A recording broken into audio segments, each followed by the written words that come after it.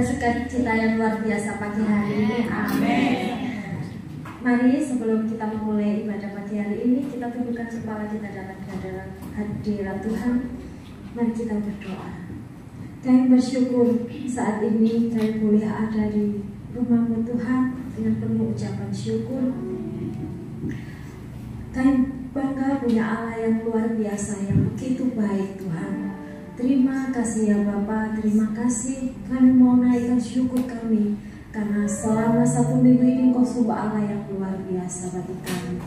Terima kasih ya Bapa, kami serahkan ibadah kami dari awal pertengahan hingga akhirnya kami percaya Engkau hadir di tempat ini. Kami Engkau melawat setiap kami Tuhan. Di dalam nama Yesus kami sudah berdoa, dalam nama Yesus. Haleluya. Amin. Syukur.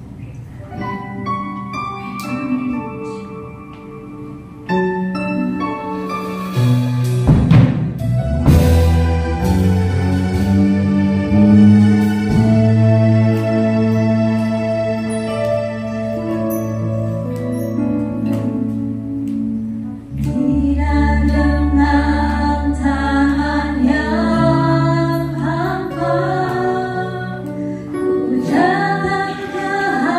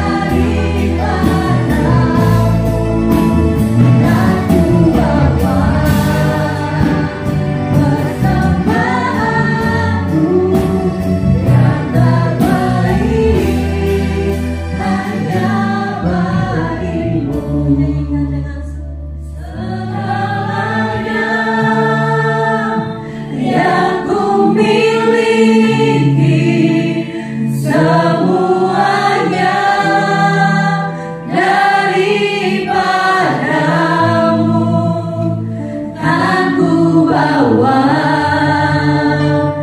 persembahanku yang terbaik, saja baik.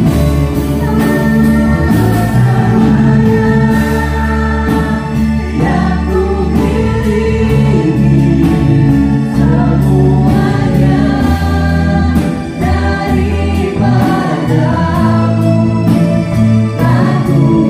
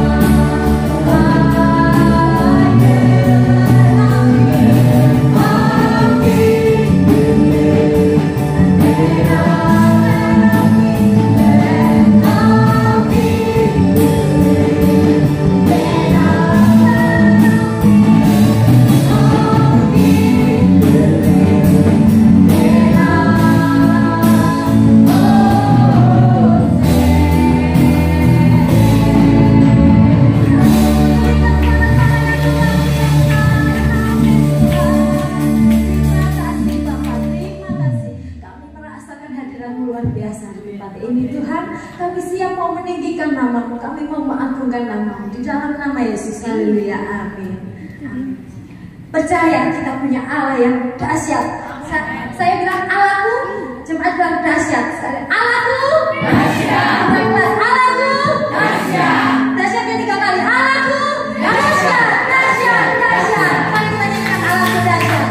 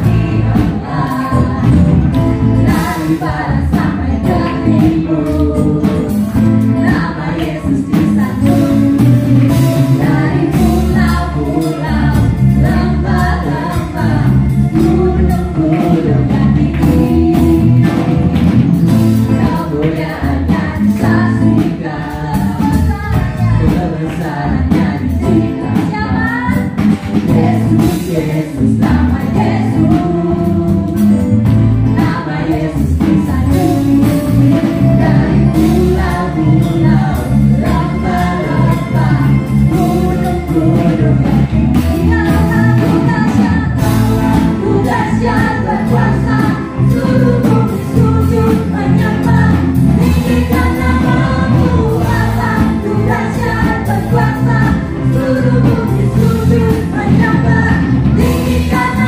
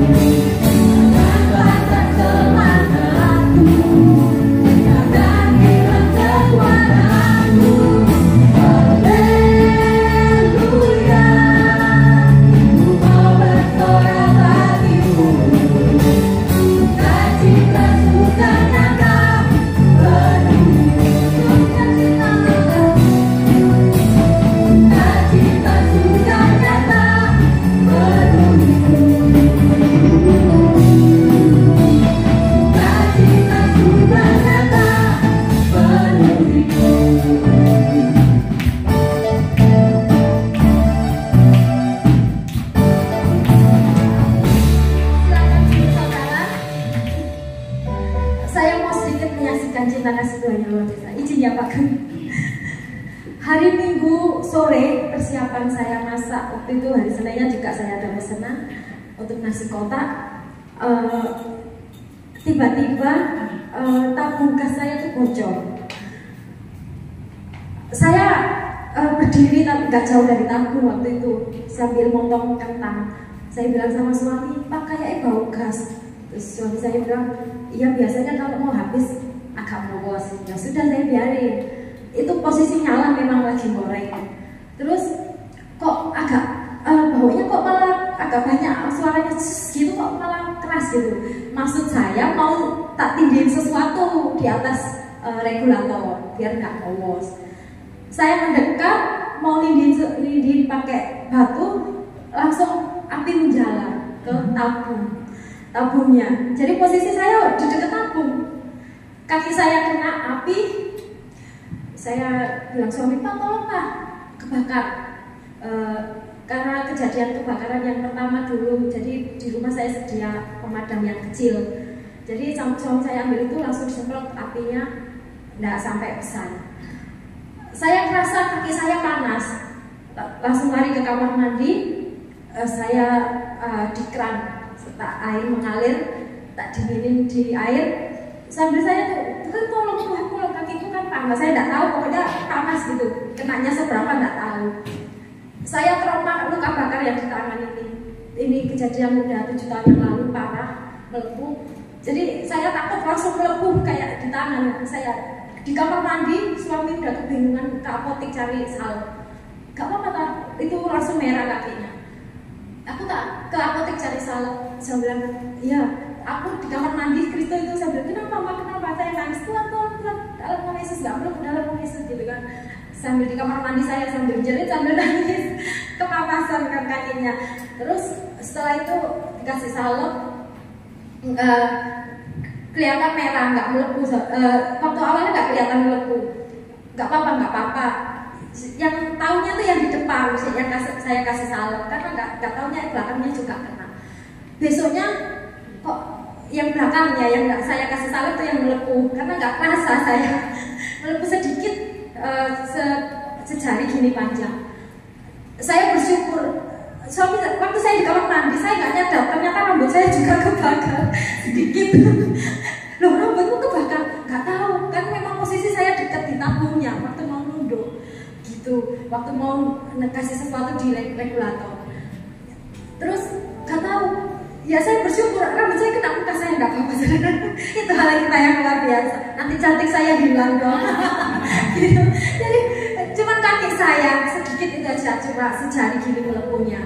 Itu Tuhan memang izinkan sesuatu terjadi kecil-kecil seperti itu supaya kita merasakan dahsyatnya Tuhan kita menolong gitu. Luar biasa. Poni saya ini sempat keriting saudara, tapi muka saya nggak apa-apa. Jadi kan Tuhan lindungi gitu. Karena kita bangga punya Allah yang luar biasa. Amin. Mari kita nyanyikan, kecaplah dan lihatlah begitu baiknya Tuhan kita.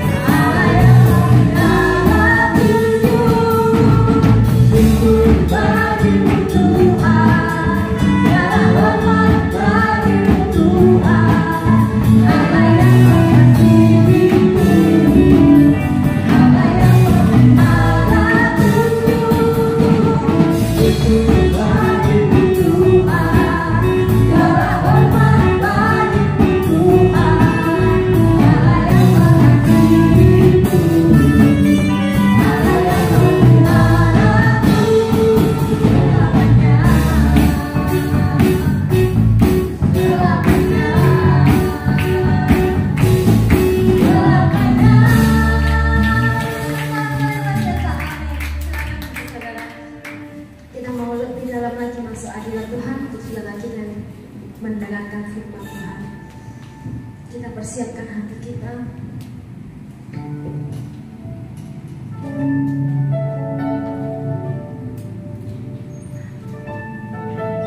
Apapun persoalan kami Tuhan, apapun masalah kami percaya Engkau Allah yang turut bekerja, mendatangkan kebaikan yang luar biasa. Terima kasih Tuhan.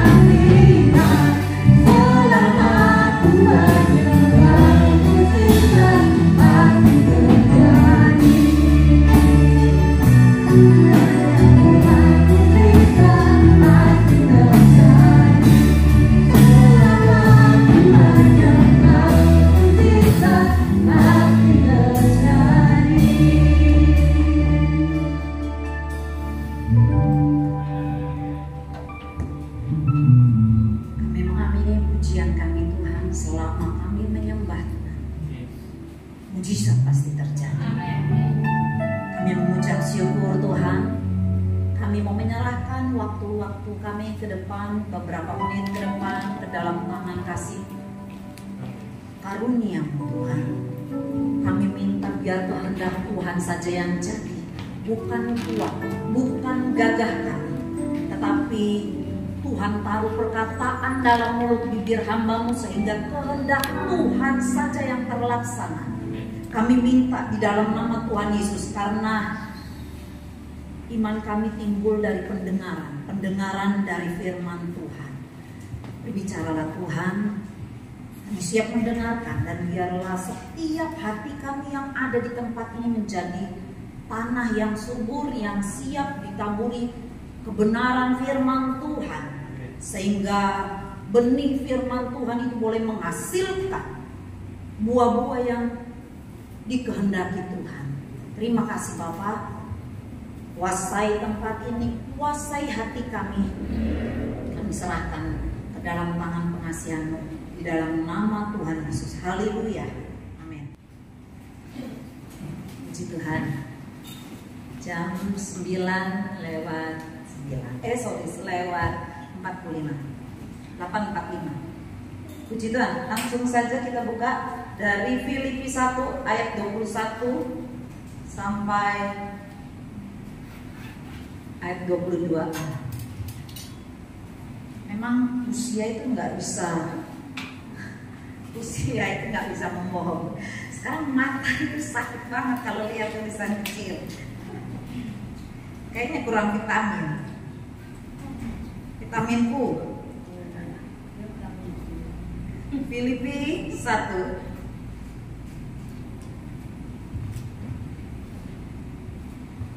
ayat 21 ya. Filipi 1 ayat 21 sampai 22.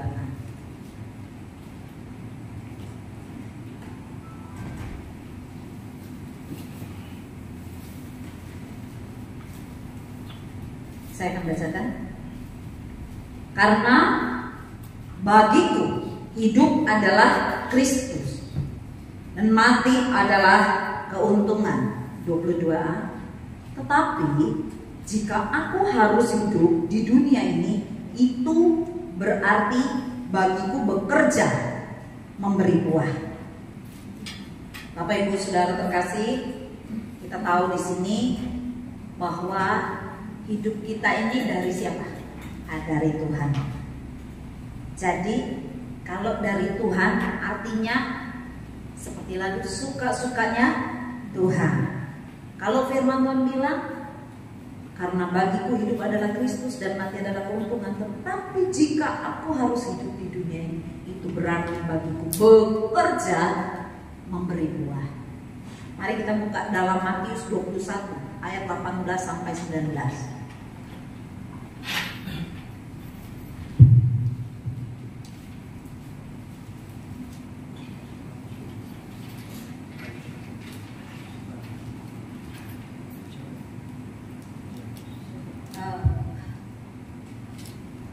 Saya minta tolong Yosua, tolong baca Matius 21 ayat 18 sampai 19. Matius 21 ayat 18 sampai 19. Pada pagi-pagi hari dalam perjalanannya kembali ke kota, Yesus merasa lapar. Dekat jalan ia melihat pohon ara lalu pergi ke situ. Tetapi ia tidak mendapat apa-apa pada pohon itu selain daun-daun saja. Katanya kepada pohon itu, engkau tidak akan berbuah lagi selama-lamanya. Dan seketika itu juga keringlah pohon ara itu. Puji Tuhan, terima kasih yuk. Pada pagi-pagi hari dalam perjalanannya kembali ke kota, Yesus merasa lapar. Dekat jalan ia melihat pohon ara lalu pergi ke situ, tetapi ia tidak mendapat apa-apa pada pohon itu selain daun-daun saja. Katanya kepada pohon itu, engkau tidak akan berbuah lagi selama-lamanya. Dan seketika itu juga keringlah pohon ara itu. Bapak Ibu Saudara terkasih, jadi ini kisahnya tentang pohon ara, bukan pohon mangga. Dan kisahnya bukan di Surabaya, tetapi di Israel. Kita harus tahu supaya apa? Jangan disamakan. Oh, sesama pohon namanya kalau nggak berbuah, oh belum. Orang Surabaya bilang durung wayahe, belum waktunya berbuah, jadi ya wajar lah, ya kan? Itu kalau di Surabaya, itu kalau di Indonesia. Tetapi ini pohon ara ada di Israel. Di Israel itu ceritanya setelah musim semi akan muncul tunas daun gitu, itu timbul berbarengan dengan pucuk buah. Nah, pucuk buah itu jadi itu bisa namanya buah awal, buah pendahuluan. Walau tidak seenak buah yang kemudian muncul, tapi bisa dimakan. Nah, kalau di sini diceritakan daunnya lebat, tapi nggak ada buahnya. Kenapa Tuhan Yesus marah? Kan di sini jelas loh ya, Tuhan Yesus marah ya. Marah atau enggak? Marah atau enggak? Tahu dari mana? Tuhan Yesus lapar terus nggak ada buahnya kan, terus akhirnya kau tidak akan berbuah lagi. Sama judulnya aja, Yesus mengutuk pohon ara. Kenapa Tuhan Yesus marah? Karena gini, bila dari awal waktu daun-daun itu sudah mulai bertunas, terus nggak disertai buahnya, nah itu alamat, istilahnya begitu. Besar kemungkinan pohon tersebut tidak akan berbuah, alias mandul.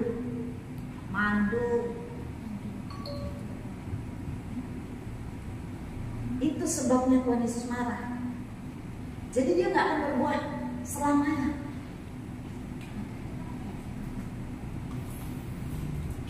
Sama halnya dengan kehidupan kekristenan. Sudah berapa lama jadi orang Kristen? Oh, dari lahir, dari baby saya sudah Kristen. Oh, saya jadi Kristen waktu sudah baru menikah. Oh, saya jadi Kristen ini ntar tunggu mau pemberkatan nikah saya baru Kristen. Banyak istilahnya ya. Kita punya latar belakang berbeda-beda. Ada yang dari kecil, ada yang dari nenek moyang, ya kan?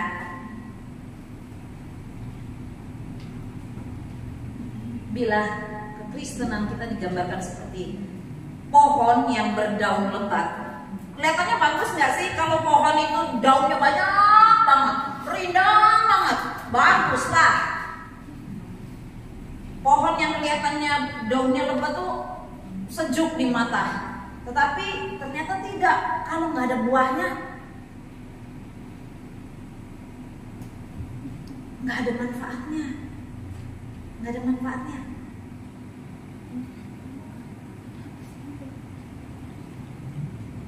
Kelihatannya aktif.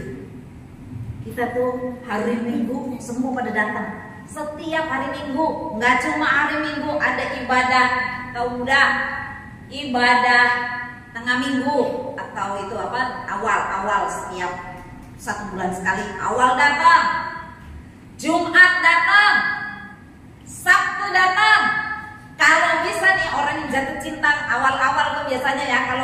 jatuh cinta sama Tuhan Yesus, cinta mula-mula, ada nggak yang pernah mengalami cinta mula-mula? Kalau bisa Senin tuh harus ada ke gereja. Senin ada ibadah, Selasa ada ibadah, Rabu ada ibadah, sampai ketemu Senin lagi full. Itu kalau jatuh cinta. Sama kayak kita tuh kalau jatuh cinta, kayaknya nggak ketemu sehari udah bingung. Apalagi kalau nggak, sekarang zamannya tuh WA, nggak perlu kayak ketemuan. Dikit ngapain yang ngapain, baru juga di WA ngapain, pasti gitu. Nggak dibalas cuma 1 menit, dia udah bingung, langsung telepon, di mana sih, ngapain sih, gitu.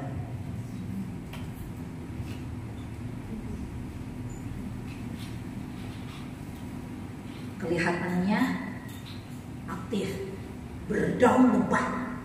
Kita Kristen-Kristen yang aktif ikut ibadah, tetapi ternyata nggak ada buahnya.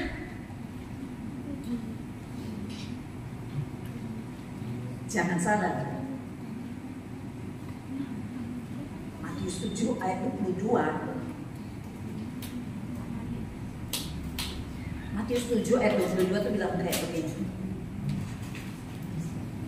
Pada hari terakhir banyak orang akan berseru kepadaku, Tuhan, Tuhan, bukankah kami bernubuat demi namamu dan mengusir setan demi namamu dan mengadakan banyak mujizat demi namamu juga?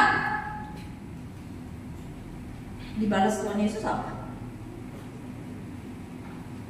Pada waktu itulah aku akan berterus terang kepada mereka dan berkata, aku tidak pernah mengenal kamu.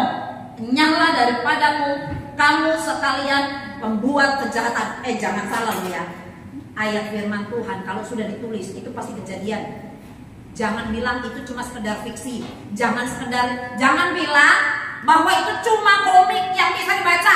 Kalau firman Tuhan disampaikan, artinya itu bakal kejadian. Jangan anggap remeh firman Tuhan.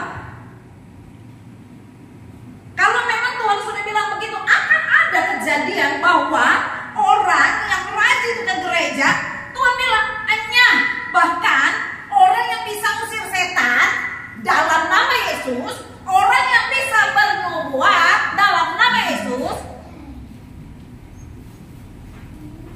bisa nyembuhin orang sakit. Diusir nggak? Firman Tuhan bilang diusir nggak? Kamu membuat kejadian gimana sih? Kan orang bernubuat. Loh, orang usir setan dalam nama Yesus, kok bisa sih membuat kejahatan? Kenapa bisa gitu? Kenapa?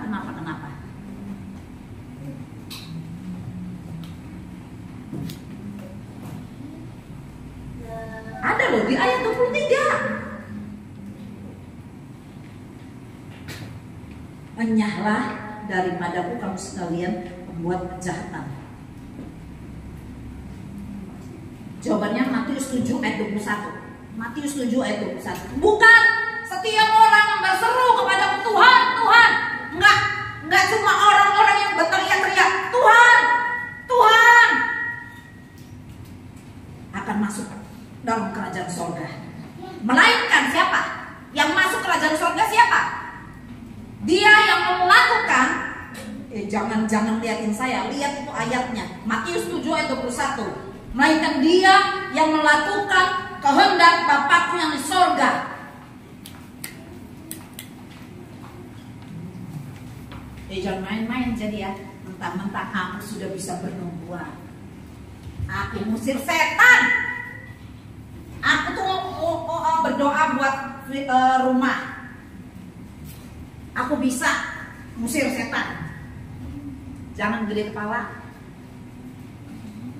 jangan GR, nggak usah sok hebat. Tuhan kok yang bilang, Matius 7. Yang bisa masuk itu cuma dia yang melakukan kehendak Bapakku yang di sorga. Apa aja sih kehendak Bapa di sorga? Antara lain Apa aja antara lain kehendak Bapa di sorga? Ayo sebutkan. Kehendak Bapa di sorga apa sih?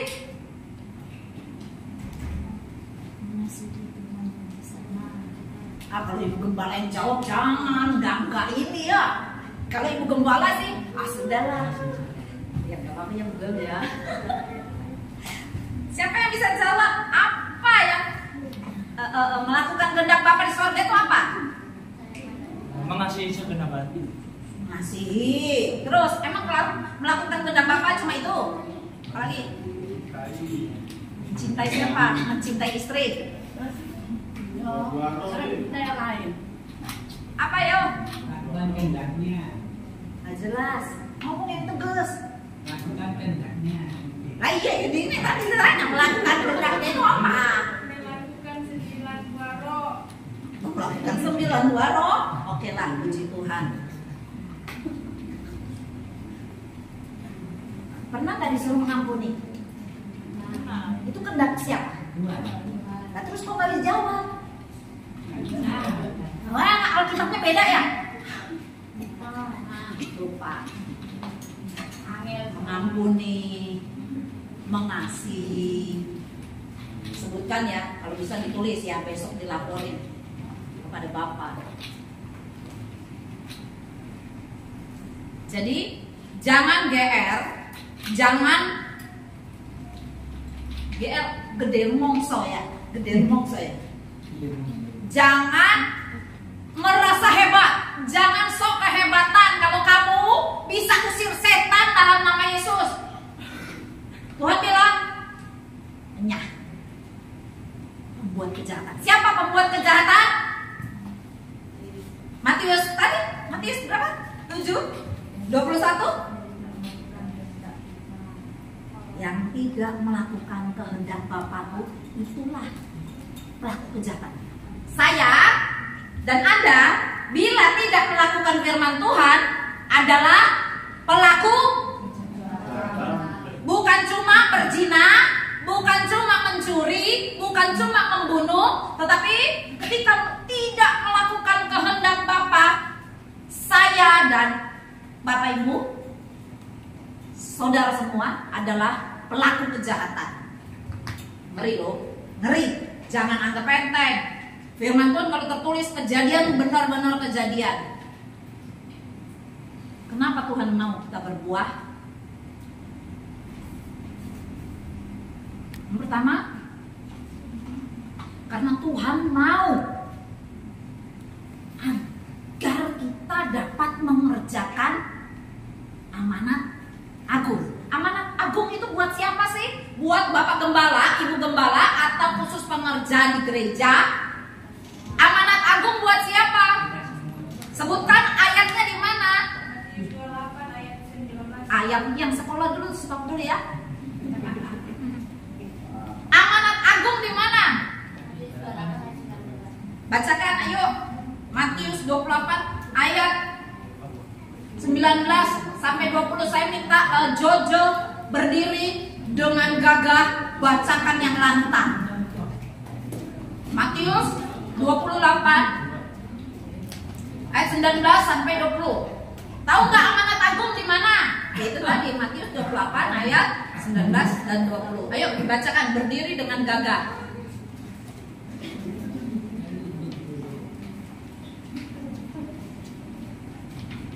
Matius 28 ayat 19 sampai 20. Karena itu pergilah, jadikanlah semua bangsa muridku dan baptislah mereka dalam nama Bapa dan Anak dan Roh Kudus. Dan ajarlah mereka melakukan segala sesuatu yang telah kuperintahkan kepadamu. Dan ketahuilah, aku menyertai kamu senantiasa sampai kepada akhir zaman. Terima kasih Jo.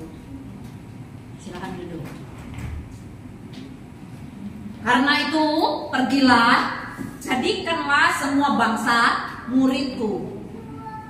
Jadikan semua bangsa muridku artinya bagaimana? Karena kalau biasanya nih ya, kalau seumpamanya yang pembicara berbicara, yang duduk cuma duduk ngedengerin kayak begitu, biasanya terlena. Ada survei itu bilang kayak kalau pemikiran kita, otak kita itu konstan, stagnan, itu cenderung akhirnya jadi gitu. Apalagi kalau kurang tidur.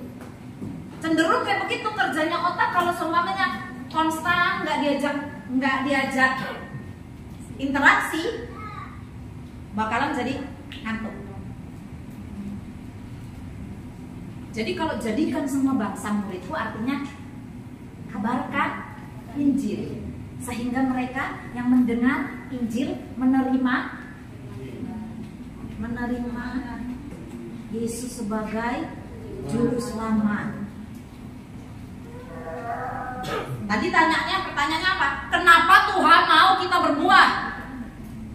Karena Tuhan mau supaya kita bisa mengerjakan amanat agung. Nah, sekarang supaya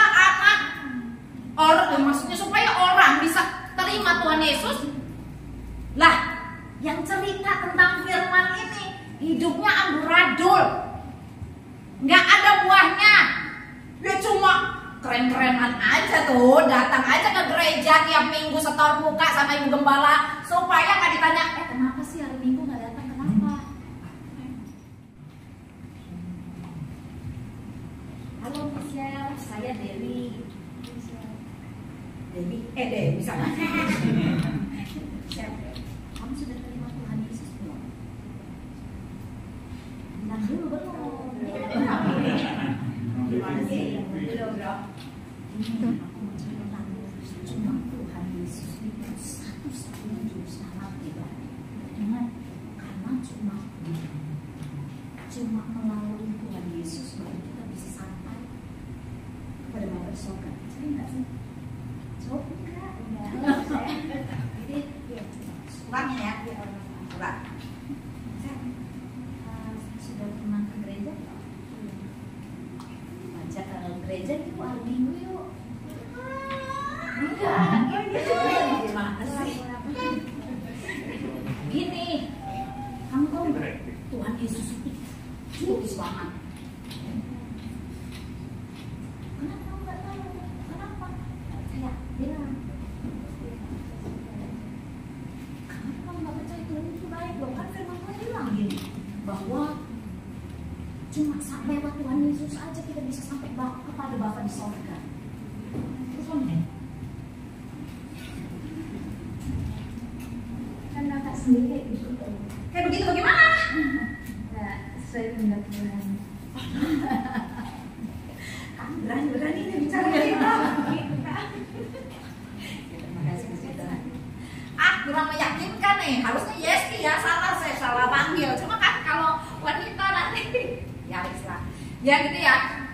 Seandainya nih kita mau ngajak orang, kita bilang Tuhan Yesus itu baik banget.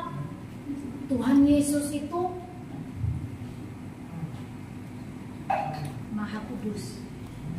Kita mau memenangkan orang, baru si orang itu bilang kayak wah, kemarin aku didatengin, didoain, ujungnya begitu selesai didoain, pinjam duit dong. Aku nggak punya duit bensin, minta dong. Orang tadinya senang didoain, puji Tuhan dia ini care sama aku. Nggak taunya ujungnya langsung begini cegeka. Atau ganti lagi ngomong nih, Tuhan Yesus itu kita nih harus kudus sebab Tuhan itu kudus. Tahu nggak sih kemarin dia itu pergi ke Doli. Aku tahu temanku tuh sesama LC. Tahu kan LC? Tahu nggak LC? Ladies Companion. Tahu nggak Ladies Companion? Itu tuh yang kalau kamu karaoke tuh digandengin sama cewek. Nah itu Ladies Companion LC. Nah itu saya kasih tahu ya. Terus dia bilang begini, apaan? Dia kemarin barusan open BO. Apaan? Kemarin dia BO teman saya.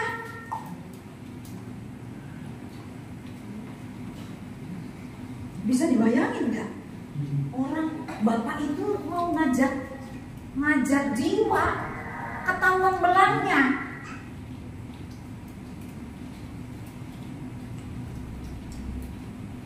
Bagaimana mau bercerita tentang kekudusan bila tersiar kabar orang itu melakukan percabulan kepada anak rohani di bawah umur? Jadi berkat nggak? Udah dengar kayak begitu?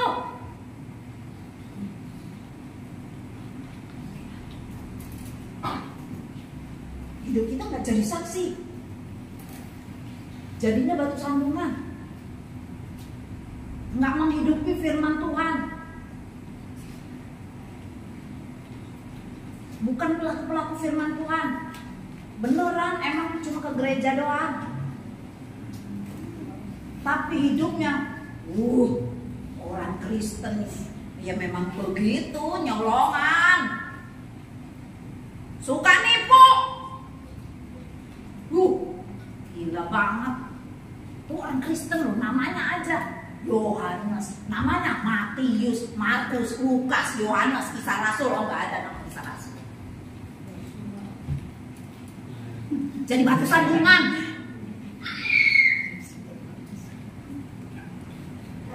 Tuhan sedih loh, Tuhan sedih loh, Tuhan sedih loh. Ini bukan bercandaan. Kalau begitu aku nama ganti nama aja deh, jangan pakai nama yang di Alkitab, biar nggak kedengeran, biar nggak ketahuan kalau melakukan dosa, nggak ketahuan kalau aku orang Kristen. Nggak gitu juga. Bahwa orang tua kasih nama itu harapannya anak itu sesuai dengan nama yang diberikan, menjadi pelaku firman Tuhan. Nggak sembarang kasih nama. Bagaimana kita mau cerita Tuhan Maha Kasih kalau kata-kata kita penuh ujaran kebencian, ketemu ini provokasi? Apa dia kayak begini kok begitu? Gak taunya ke teman B ngomong gitu juga. Ujaran kebencian, tahu kan? Ujaran kebencian. Lebih baik diam. Lebih baik diam, jangan bicara apa-apa daripada timbulnya fitnah. Anak Tuhan bicaranya memprovokasi orang lain. Kasih nggak tuh?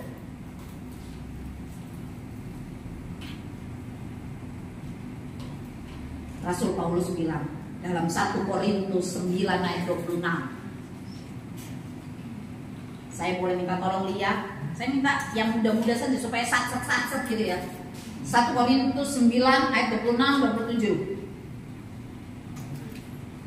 1 Korintus 9 ayat 26-27. 1 Korintus pasal 9 ayat 26-27. Sebab itu aku tidak berlari tanpa tujuan, dan aku bukan petinju yang sembarangan saja memukul, tetapi aku melatih tubuhku dan menguasainya seluruhnya, supaya sesudah aku memberitakan Injil kepada orang lain, jangan aku sendiri ditolak. Tuhan, terima kasih. Rasul Paulus kelasnya rasul, tapi dia sampai latihan. Aku nggak lari tanpa tujuan, aku bukan petinju sembarangan saja memukul.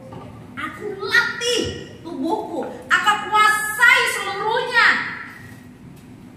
Wajar nggak sih orang bilang, namanya juga manusia, gimana sih, nggak usah lebay lah, kan aku bukan pendeta, aku kan bukan hamba Tuhan, jangan terlalu lebay, nggak perlu ini banget sama firman Tuhan. Sekelas rasul latih badannya. Artinya di dalam kita itu punya kemauan, punya kehendak. Kita tuh lahir dari dari dosa keturunan ya. Waktu Adam jatuh ke dalam dunia itu dosa keturunan. Jadi kita itu sudah dikandung dari dosa. Jadi anunya tuh apa namanya? Maunya tuh selalu perbuatan dosa gitu. Nah itulah yang dilatih rasul. Nah bukan cuma rasul, tetapi kita juga loh. Aduh, kepengen banget dikirimin link porno sama si ini, pengen banget ngeklik, tapi dengan firman Tuhan, bukan nggak ya? Berjuang melatih dengan firman Tuhan, nggak boleh. Tapi kepengen, nah itu latih.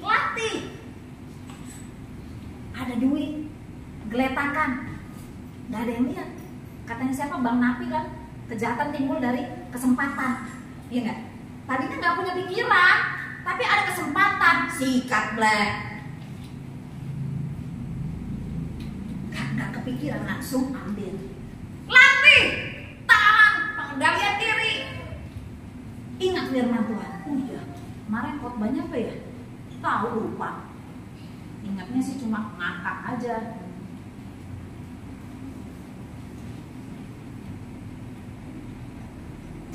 Bahkan yang berita berita mertua bunuh menantu, baca kan? Nah, itu kan cuma karena ada kesempatan, nggak kepikir deh. Tapi memang udah ada bibit dosa. Menantu tidur, artinya ada kesempatan, terjadilah kejahatan.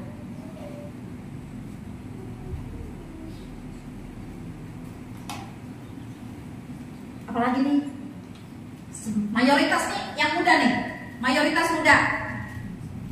Tahu nggak main keyboard? Bukan Yes doang yang di sini yang bisa main keyboard. Kalau pacaran di tempat gelap bisa lo main keyboard. Jangan pura-pura nggak ngerti. Ngerti kan main keyboard? Main gitar, grepe-grepe, bahasa anak muda, grepe-grepe. Ngerti nggak? Nggak ngerti lagi. Ya udah berarti itu zaman batu.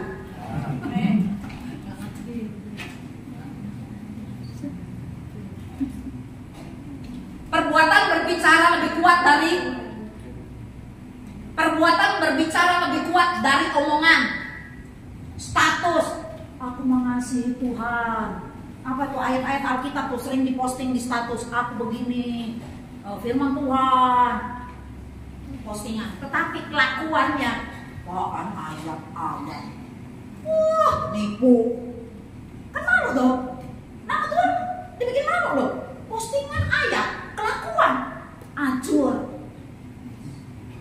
Sakit lo tuh. Itu Tuhan lo yang bilang lo. Jangan main-main.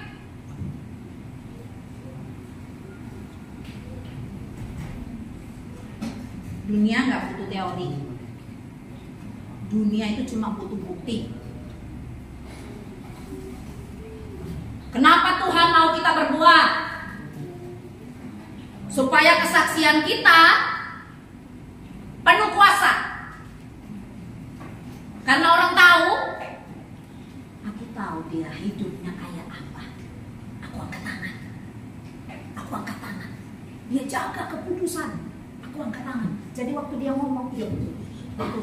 Hormat banget karena dia tahu. Iya ini anak orang benernya ngomong sama kelakuan gak jauh beda. Lurus, kencang, tegak lurus. Itu bahasanya yang sekarang. Tegak lurus. Sesuai. Omongan sama kenyataan nggak jauh beda. Jangan belok kiri sen kanan. Bukan mama juga yo. Nggak mama juga yang kayak begitu. Belok kiri sen kanan. Omongan sama kelakuan nggak cocok. Beda. Teori dan praktek nggak sama. Kesaksian kita jadi penuh kuasa. Tadi siapa namanya, Ibu Dewi ini maksudnya tuh Dewi B ya. Kalau istilahnya, jadi kalau kesaksian orang tuh bisa, oh dia benar, dia suka berdoa makanya dia lindungin. Dan juga ya, kalau memang Tuhan mau lindungin gitu ya. Tapi memang seperti itulah ya, orang kalau sudah punya orang kesaksian tapi dia punya hidup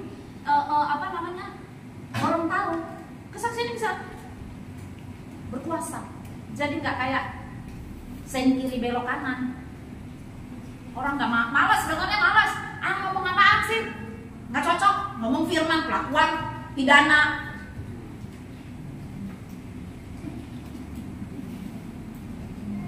Ini penting ya. Kita tuh tahu orang itu dari apanya sih?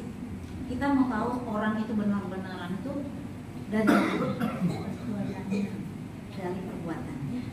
Kita mau tahu seseorang, bukan menghakimi ya. Kita mau menilai orang itu kita nilai dari dia punya perbuatan. Jadi menilai Beda dengan menghakimi. Menilai itu untuk kita sendiri. Kita ngamatin dia tuh.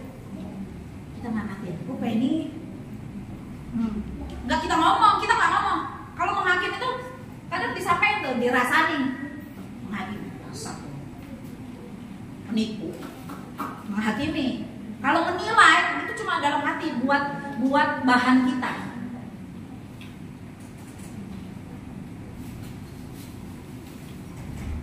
Ini benar dari Tuhan atau tidak? Hidupnya sesuai dengan Tuhan atau enggak? Jadi contoh nih ya. Jojo lagi minta nasihat sama seseorang. Beneran nggak sih nih? Aku suka nih sama dia. Kayak begini. Tapi ternyata orang itu ngakunya aja hamba Tuhan, ngakunya aja nabi Tuhan. Kulihat dari wajah, ini nih ya ceritanya di Terawang. Kulihat dari wajahmu kayaknya ada masalah. Ntar malam saya berdoa ya. Saya berdoa, saya akan sampaikan suara Tuhan, hasil doa saya tentang kamu. Karena aku lihat wajahmu tuh kayaknya banyak masalah. Wajahmu banyak masalah gitu ya. Ntar malam aku telepon ya. Udah malamnya dibilang, suara Tuhan bilang kayak begini, kamu harus serahkan 10 juta karena kamu punya kelakuan sudah tidak jujur. Itu aku dikasih tahu sama Tuhan. Jadi kamu harus transfer ke aku 10 juta supaya masalahnya nggak ngintili kamu lagi. Percaya kak? Loh, itu ya ini kan karena saya bicara di depan Anda. Coba seumpama itu orang yang kamu istilahnya sudah punya nama, katanya tuh ngaku-ngakunya tuh hamba Tuhan. Lihat itu dari hidupnya, lihat itu dari kebenaran firman Tuhan, menyimpang dari kebenaran firman Tuhan atau enggak, hidupnya tertib atau enggak. Kalau maker itu dari situ aja, nggak usah jauh-jauh, nggak usah minta ke dukun Kristen, nggak usah, langsung aja lihat firman Tuhan, sesuai nggak hidupnya tertib enggak. Lihat itu dari firman Tuhan, makanya rajin-rajin baca firman Tuhan. Jangan sembarang omongan yang ngaku-ngaku hamba Tuhan dipercaya.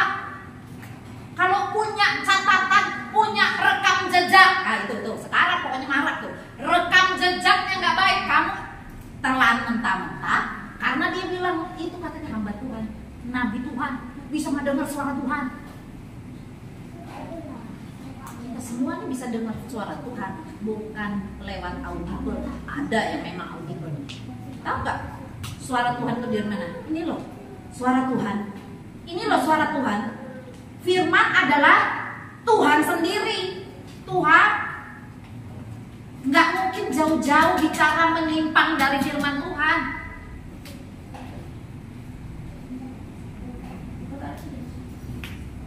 Nggak ada tuh Roh Kudus KW1, KW2, KW3.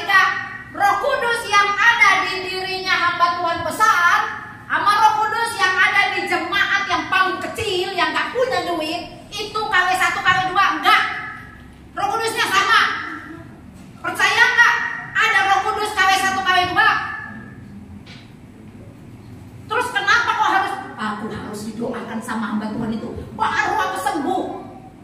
Artinya engkau sudah tahu pengharapanmu sama hamba Tuhan itu bukan sama Tuhan Yesus. Jangan pernah taruh percayamu kepada seseorang walaupun dia hamba Tuhan.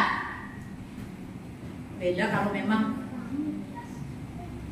kita jemaat di sini bukan ini ya. Jadi contoh Bapak Gembala adalah orang yang sebagai wakil Tuhan untuk kita makanya dibawa terus. Ini beda ya. Ya ngaku hamba Tuhan, terus dia punya rekam jejak yang nggak jelas. Kita terima mentah-mentah omongannya. Kayaknya kamu penuh ini deh. Coba ya, ikut saya ya di hotel ini ya. Saya doakan kamu. Tapi syaratnya kamu buka baju. Emang ada kayak begitu?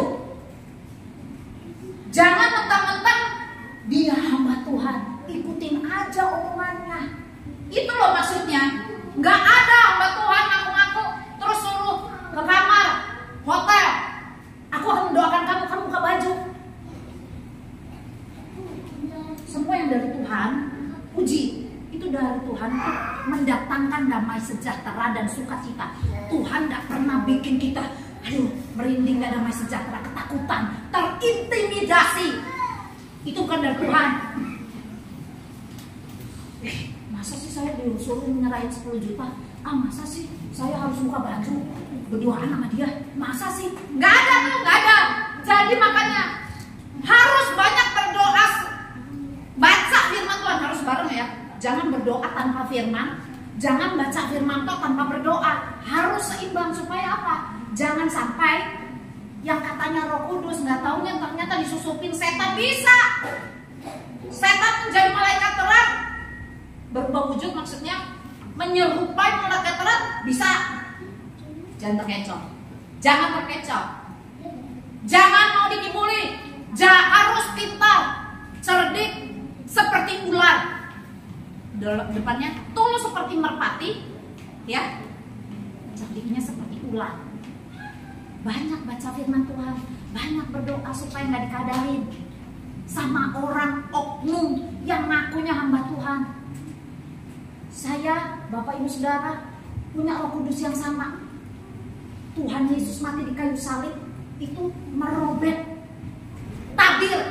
Jadikan saya dan Bapak Ibu Saudara bisa langsung kepada Bapa di sorga, nggak pakai sembelian-sembelian. Jangan nggak pede begitu kalau berdoa. Oh, kalau aku kayaknya yang berdoa kurang mandi, nggak mungkin deh dijawab. Ih, bikin sedih Tuhan.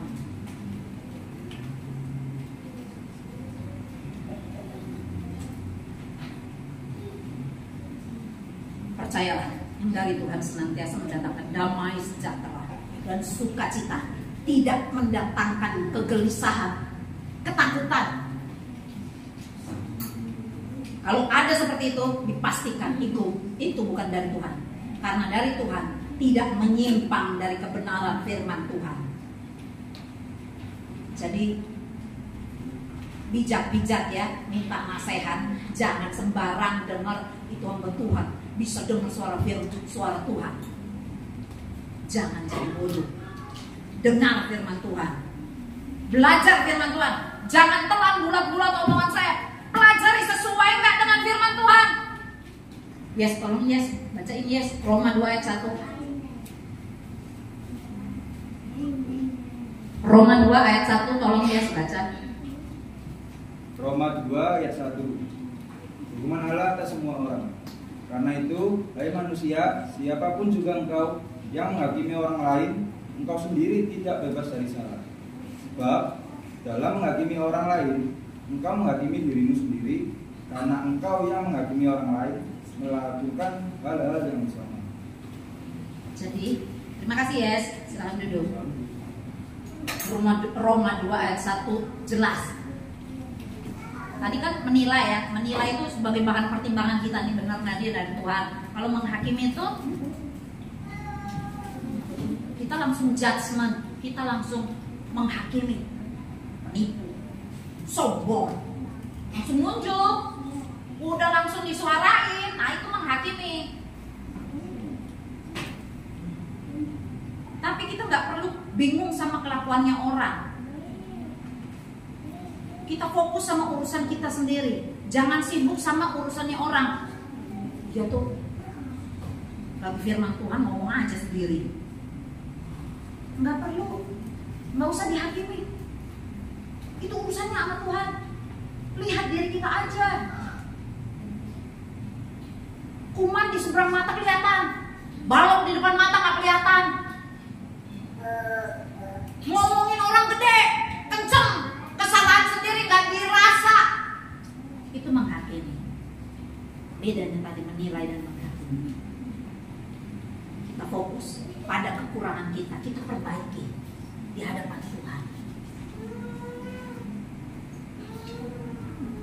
Tadi itu kan kenapa Tuhan mau kita berbuah. Nah, sekarang bagaimana bila kita tidak mau berbuat? Bagaimana bila kita tidak mau berbuat? Saya cepat. Lukas 13 ayat 7. Lukas 13 ayat 7. Tebanglah pohon ini. Untuk apa ia hidup di tanah ini dengan percuma? Lukas 3 ayat 8. Jadi hasilkanlah buah-buah yang sesuai dengan pertobatan. Ayat 9. Kapak sudah tersedia pada akar pohon, dan setiap pohon yang tidak menghasilkan buah yang baik akan ditebang dan dibuang ke dalam api. Terserah. Dengarin firman Tuhan. Respon apaan itu? Pendeta ngomong apa? Itu hamba Tuhan ngomong apa? Peduli amat. Urusanku yang penting enak. Aku ini loh susah makan. Orang urus. Aku gak bakal jadi pendeta juga kok. Ngapain juga? Terlalu ini saklek amat sama firman Tuhan. Firman Tuhan bilang, hasilkanlah buah-buah yang sesuai dengan pertobatan. Dari yang dulu pemarah jadi peramah. Dari yang suka mencuri tidak mencuri, itu buah pertobatan. Kelihatan bedanya. Ngomong katanya, oh aku sudah bertobat. Mana kelihatan? Iya dulu aku suka nyolong, sekarang ngentit. Wah, sama aja. Harus kelihatan buah pertobatannya. Ini nih, pertobatannya. Hadap mana nih? Kalau dari sana, dari sono. Hadap kanan ya? Hadap kiri ya? Hadap kiri menjadi hadap kanan. Balik 180 derajat, itu pertobatan. Dari pemarah jadi peramah. Dari pencuri menjadi pemberi. Dari apa lagi? Dari yang suka nonton film bokep, nggak mau lihat lagi, itu buah pertobatan. Hasilkan buah pertobatan. Dari yang nyinyir sama tetangga jadi memberkati tetangga. Dari yang suka dendam berbalik, suka mengampuni, buah pertobatan. Kelihatan. Cuma orang yang terdekat yang bisa lihat buah pertobatan. Orang-orang yang kenal. Roma 2 ayat 5. Bagaimana bila kita tidak mau berbuat?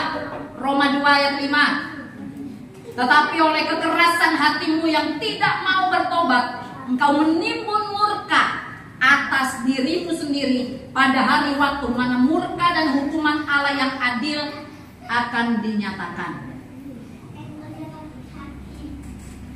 Roma 2 ayat 6. Ia, bagaimana? Bila kita tidak mau berbuat, Dia akan membalas setiap orang menurut perbuatannya.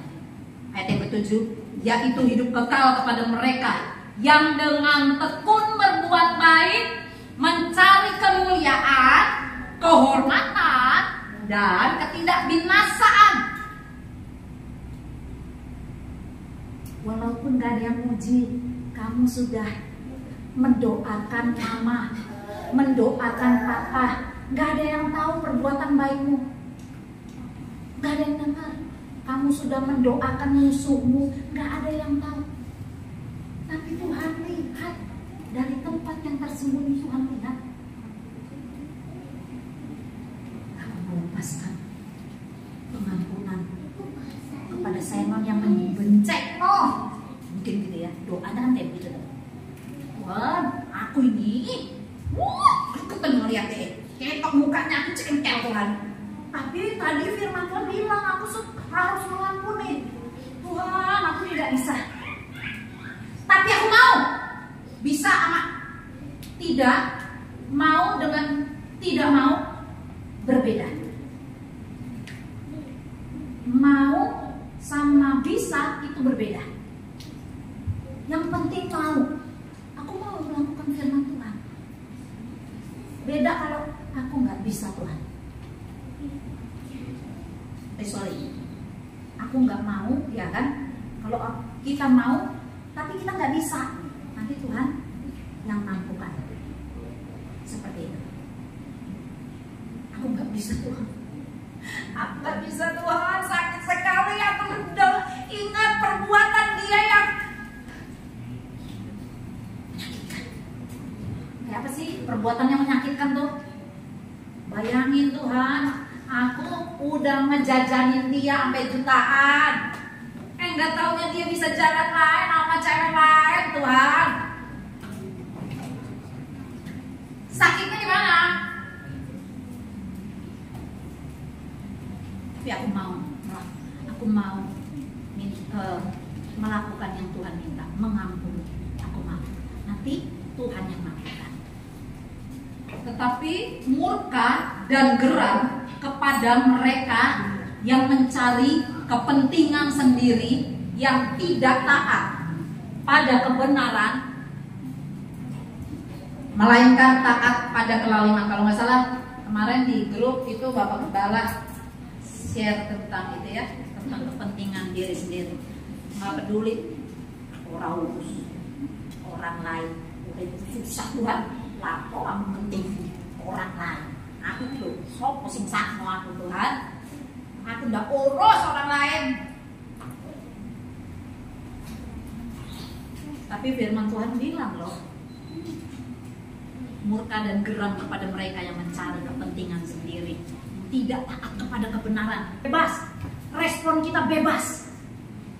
Terima firman Tuhan kebenarannya, mau terima, mau dicaci maki, bebas. Tapi semua ada ganjarannya masing-masing. Tuhan gak sembunyi-sembunyi. Tuhan ngasih penjelasan. Ini yang mau terima firman Tuhan, yang gak mau terima kayak begini. Bebas. Itulah sebabnya manusia dikasih kehendak bebas. Pilihlah. Tuhan gak bikin kita seperti robot yang harus manut opo jare Gusti. Tidak. Yang mau kita itu mengasihi Tuhan dengan hati kita. Tuhan, terima kasih aku ini diselamatkan. Aku diselamatkan. Kalau nggak salah Yohanes 15 ayat berapa? Bukan kamu yang pilih, bukan Yesi, bukan Jojo, bukan Stefani yang pilih Tuhan Yesus, tapi Tuhan Yesus yang pilih kita di sini. Dari jutaan orang beroleh belas kasihan, kemurahan, kasih karunia Tuhan, menerima karunia keselamatan. Karunia keselamatan lebih dari apapun juga. Hargai Tuhan, terima kasih. Aku mengasihi Tuhan karena Tuhan sudah lebih dahulu baik. Aku mengasihi Tuhan. Aku nggak melakukan firman Tuhan karena dipencet kayak begitu kayak robot. Enggak Tuhan. Aku mengasihi Tuhan dengan sesadar-sadarnya. Aku mengasihi dengan seluruh firman Tuhan bilang, dengan segenap hati, dengan segenap kekuatanku. Bagaimana cara supaya saya dan Anda bisa berbuah yang baik? Kalau tadi bagaimana bila kita tidak mau berbuah, yang ini bagaimana cara supaya kita bisa berbuah? Roma 12 ayat 2. Hari ini baca firman Tuhan supaya apa? Iman timbul dari lanjutkan. Iman timbul dari pendengaran akan firman Kristus. Jadi bukan sekedar omongan secara manusia saya. Yang membangkitkan iman Bapak Ibu Saudara terkasih adalah yang membangkitkan firman, yang membangkitkan iman saya dan Bapak Ibu Saudara adalah firman. Banyak kita dengar firman, iman timbul dari pendengaran.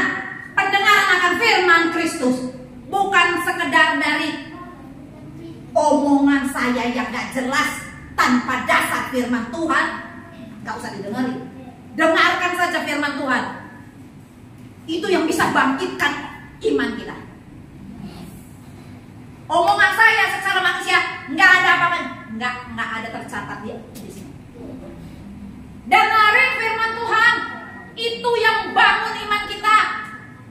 Kita lihat di depan kita sulit, tapi begitu dengar firman Tuhan, iman kita terbangun. Percaya, banyakin dengar firman.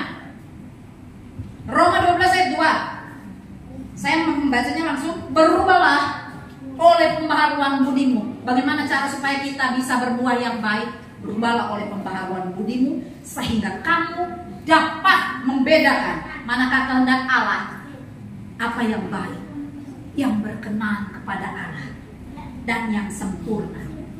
Perubahan akal budi itu kalau orang menyamakan seperti kupu-kupu yang dari kepompong, tidak bisa dibantu dengan tangan manusia.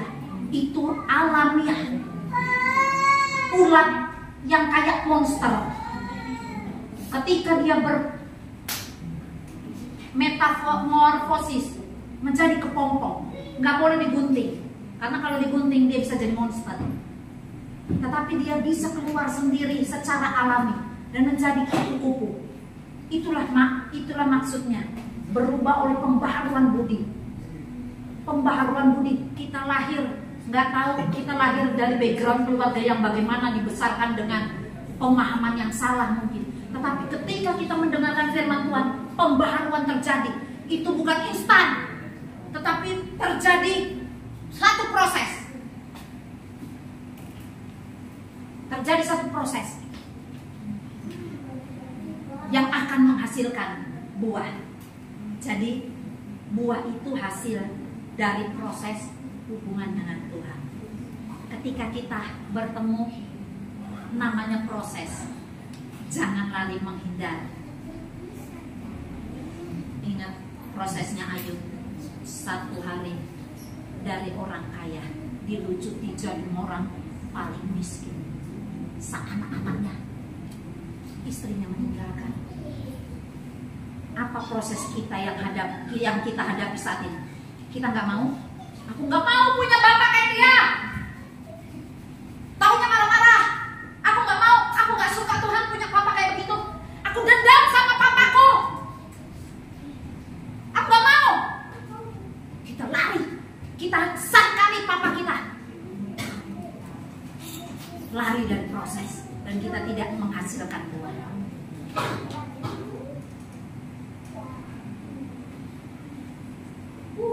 Bagaimana kita diproses, direndahkan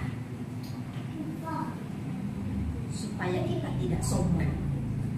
Kita diproses, dilukai kanan kiri, teman-teman bilang, dasar, dibully, disakiti sekitar kita, supaya kita belajar mengampuni.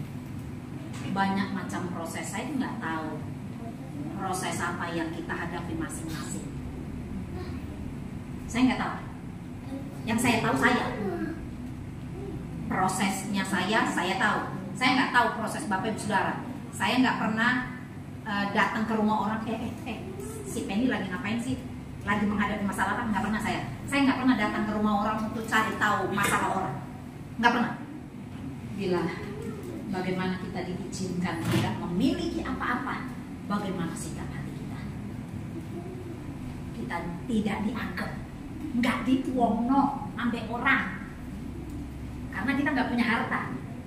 Jangan salah, orang miskin banyak yang sombong. Bukan cuma orang kaya sombong, itu wajar, dah hartanya banyak. Maklum saya kalau orang kaya bisa sombong tuh sangat maklum, dia punya harta. Ya kalau orang miskin sombong itu, jangan pikir nggak ada orang miskin sombong, jangan pikir nggak ada. Udah miskin sombong, bahaya banget kan? Ini loh bicara hati. Orang nggak punya uang tapi dia suka memberi, itu bukan miskin seperti itu. Itu kan walaupun secara, tetapi di hadapan Tuhan hatinya kaya, suka memberi, padahal dia nggak punya apa-apa, tapi hatinya mau berbagi, mau memberi. Itu Tuhan perhitungkan, jangan salah loh. Tuhan perhitungkan, nggak punya apa-apa tapi suka memberi, Tuhan perhitungkan. Jangan pernah merasa sedih, berkecil hati ya. Setiap kita yang tidak direken orang, jangan pernah berkecil hati. Tuhan lihat loh dari atas. Buah pertobatan tadi sudah.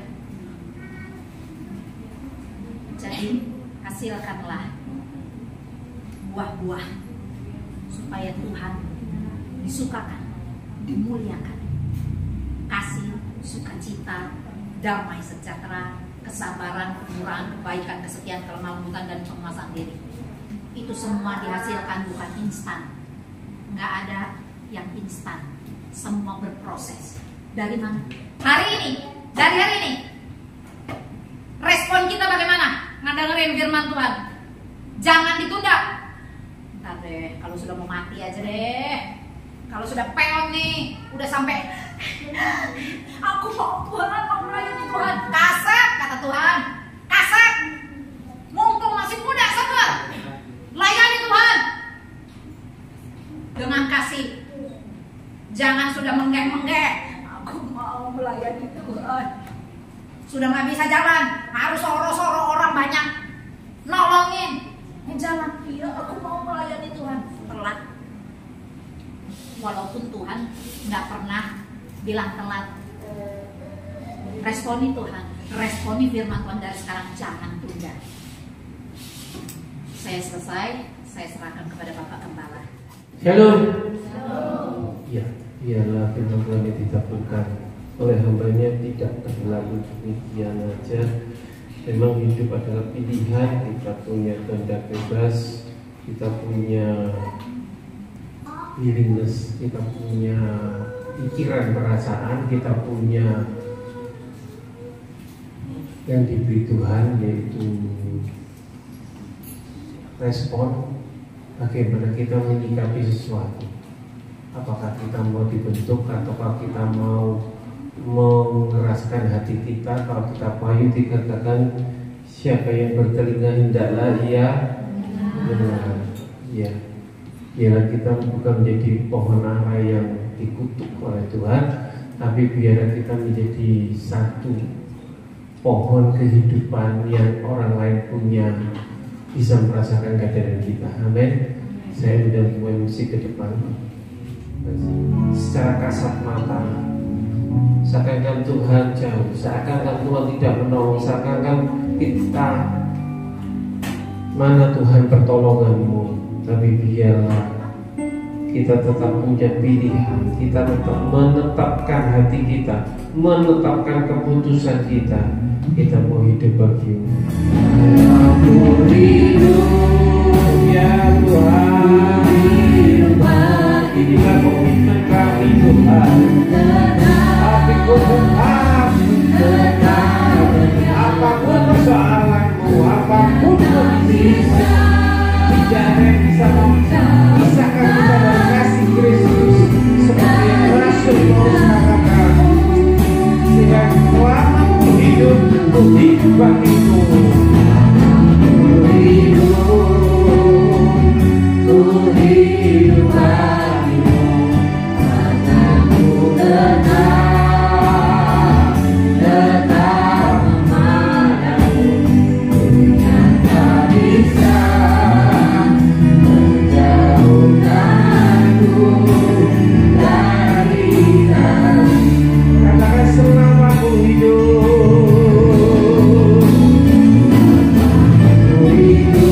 Hidup bagimu, mataku tetap memandang,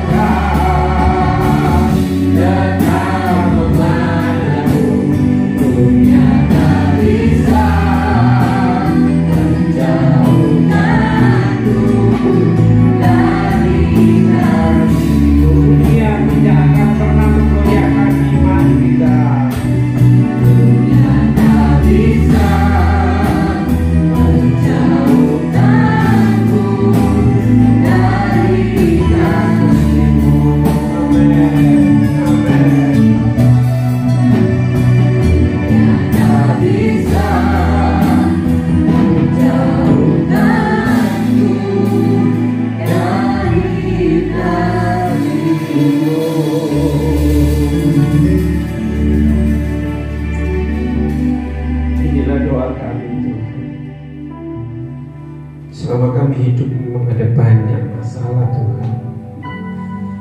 kami berjalan bersamamu, Engkau yang mengatasi masalah kami. Amen.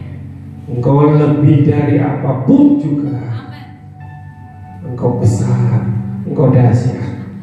Allah-Ku besar, mengalahkan segala masalah, segala penyakit, segala apapun juga, segala gunung masalah, gunung persoalan, gunung penyakit, Engkau sudah hancurkan dalam nama Yesus.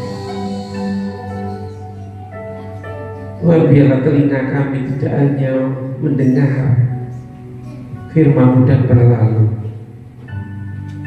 tapi biarlah roh yang ada di dalam kami meresponir Roh Kudus yang akan terus berbicara tanpa kondisi, tanpa syarat, tanpa apapun juga. Tuhan, kalau kami memutuskan sekali Yesus, tetap Yesus, biarlah sampai Maranatha, sampai Kau datang kembali, iman kami tidak goyah. Terima kasih Bapa, terima kasih. Biarlah kami menghasilkan buah, sehingga orang lain bisa melihat kami adalah anak-anak-Mu Tuhan, sehingga kasih Kristus terpancar dalam kehidupan kami. Dalam menjelang Natal ini, Natal adalah kasih-Mu. Engkau datang di dunia ini, dan anak-anak dunia boleh melihat anak-anak terang, yaitu anak-anak Tuhan menyinari dunia ini. Terima kasih Bapa untuk firman-Mu.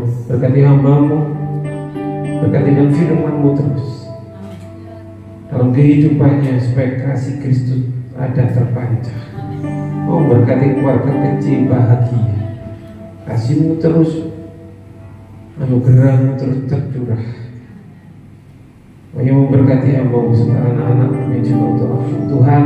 Kau yang proses terus, dan kehendak-Mu jadilah.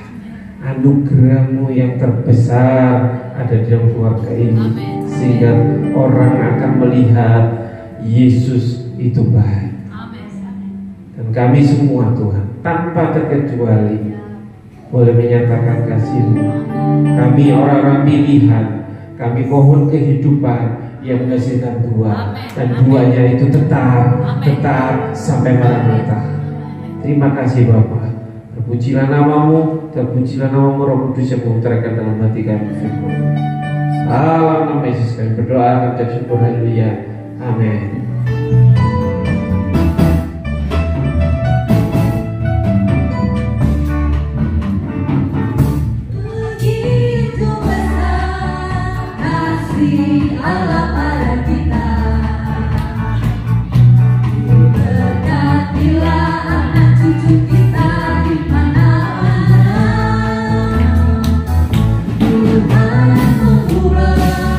Miskin dan menjadikan kaya.